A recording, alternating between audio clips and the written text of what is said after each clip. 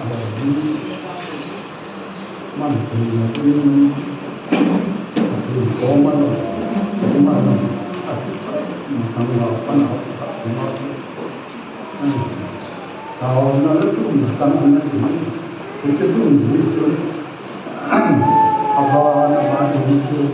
ini pasal ini tamu namu itu lepas itu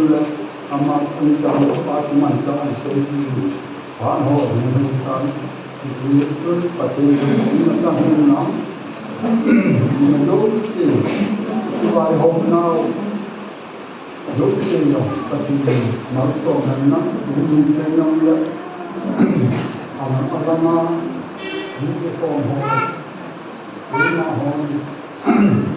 sau đó mình ta là vô số cuối thì họ nó họ ngày hôm nay mình có cái đại diện có cái phòng ra làm ăn khổ được đi chẳng được nhưng cái quả cái bộ là cái đó thì những cái tấm thế nào đây bằng phát triển của họ cái bộ tại cái mình mà xây dựng ở hết các khu